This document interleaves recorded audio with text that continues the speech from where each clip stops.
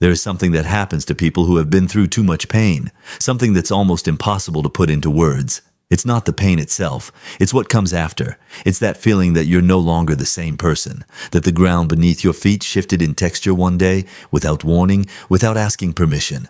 And the hardest part isn't even the suffering that stayed. It's the strangeness of going through the motions of everyday life, acting like nothing happened, while something deep inside you changed addresses and never sent a forwarding notice. You might not be able to pinpoint when it was. There may be no date, no single moment you can point to and say, "That's where I broke." Sometimes pain doesn't have the decency to announce itself all at once. It shows up gradually, in silences, in absences, in affection that never came when it should have. And by the time you notice, you're already operating from a mode nobody taught you, one you learned purely to survive. Bessel van der Kolk, one of the world's most respected trauma researchers, spent decades studying what happens to people who lived through prolonged suffering. What he discovered changes the way you understand everything. Trauma doesn't get stored as a memory. It gets stored as a response. The body keeps reacting to threats that have already passed as if they're still happening right now. And that explains behaviors that, from the outside, seem to make no sense, but from the inside, make all the sense in the world. People who have suffered deeply don't walk around with a visible mark. There's no outward sign.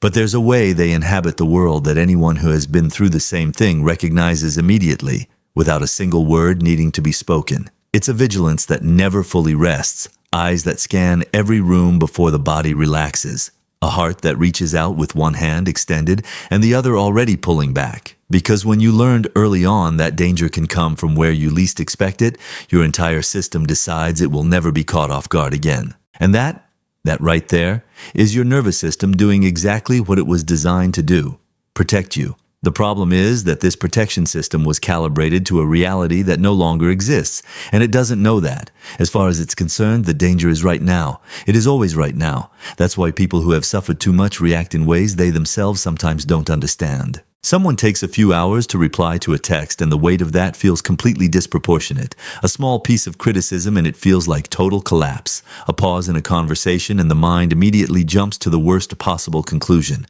This isn't overreacting. This is a nervous system that learned to read danger in the details, and because once upon a time, danger was in the details. The reaction that looks like too much in the present is a perfectly accurate response to what was lived in the past. And then comes the layer that cuts the deepest. Because on top of feeling all of this, the person still judges themselves for feeling it. Why am I like this? Why do I react this way? Why can't I just trust people? And that guilt, that shame about being who you are, weighs heavier than the original pain, because the original pain came from the outside. The guilt you manufacture yourself on repeat every single time the wound makes a sound. When pain is carried for too long without being understood, it stops feeling like something that happened to you and starts feeling like something you are. The wound becomes identity. The defense mechanism becomes personality. And so the person starts saying, "I'm just like this," about things that are, in reality, responses to a story. Responses that make complete sense, but that don't have to be a life sentence. People who have suffered a great deal often develop a hyper-independence that looks like strength, but feels, on the inside, like bone-deep exhaustion. It's that posture of, "I handle things on my own. I don't need anyone. I already know that at the end of the day, everything depends on me." That posture wasn't born from pride. It was born from the day you needed someone and that someone wasn't there. Or was there, but not in the way you needed. And so your internal system learned not to count on people, not to wait, not to ask. Because asking and not receiving hurts more than never asking at all. But that way of functioning comes at a price. The price of loneliness in a room full of people. The price of always being next to others but never fully present. The price of taking care of everyone around you, anticipating their needs, reading every person in the room, and never being able to explain what you yourself are feeling. Because you got very good at surviving. And surviving so many times means not stopping long enough to feel. Overthinking is another shape that pattern takes. The mind becomes a shelter. Analyzing becomes a form of control. And when you can't stop the thoughts, when you replay conversations, catastrophize outcomes, get stuck in what-if spirals, it's not because something is wrong with you. It's because at some point in your story, thinking ahead of time was what kept you safe. The mind learned that feeling is dangerous, but reasoning is safe, and so it prefers to run 10 laps around a problem rather than land in it. But no amount of analysis in the world can resolve what can only be resolved when you stop, breathe, and allow the feeling to move through you without trying to control it. Intellectual understanding is real, but it doesn't replace the emotional process. That's why you can know everything about yourself and still stay stuck in the same place, because knowing is not the same as feeling, and only what is truly felt gets truly integrated. There is also an extraordinary sensitivity that people who have suffered greatly tend to develop. They know exactly when someone is struggling, even when that person says nothing. They feel the energy of a room before they've fully walked into it. They catch the shift in someone's tone of voice, the tension inside a silence, the falseness behind a smile. This isn't a superpower. It's the result of years of reading environments out of necessity. When the world around you was unpredictable, you became a reader of signals because your safety depended on it. And that same sensitivity that makes you so attuned to others can be the very reason you lose track of yourself. Because it is so much easier to feel for someone else than to feel from the inside. It feels safer. Taking care of others can be genuine and beautiful. But when it becomes an escape, when it becomes the way you avoid what's open and unhealed inside of you, it stops being presence and becomes avoidance. And here we arrive at something very few people understand.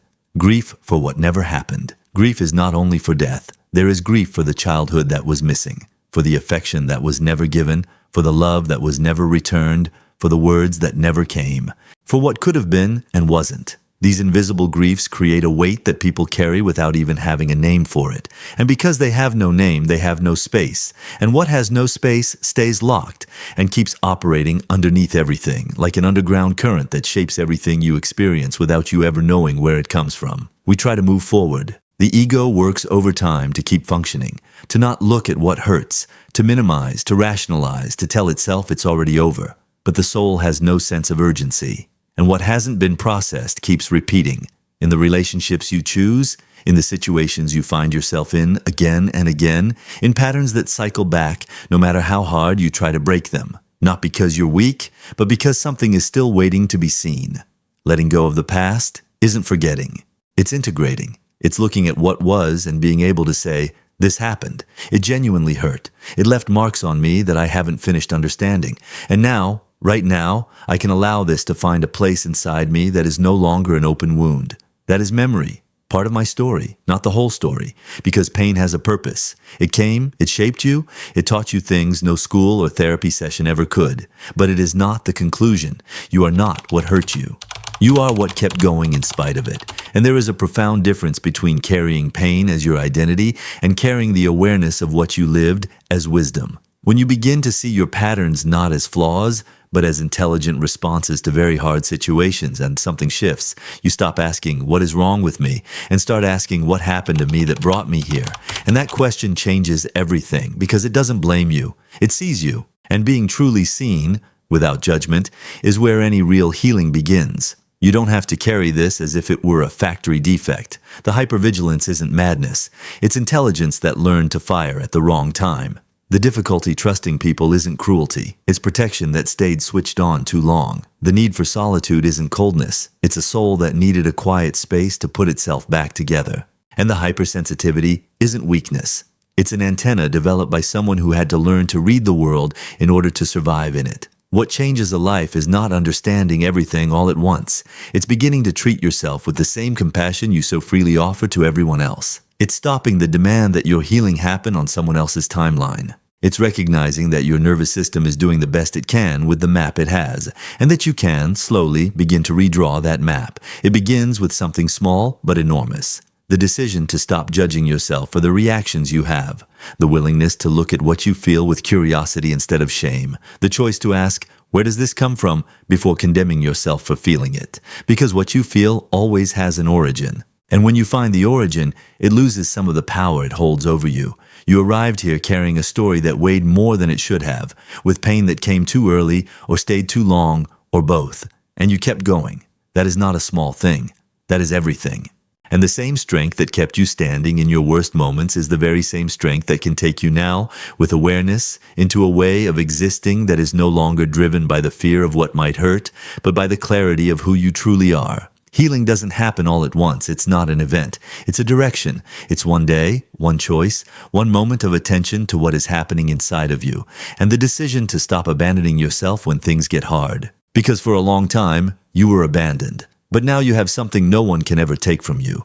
the awareness of what is happening. And with awareness, even the smallest flicker of it, everything begins to move.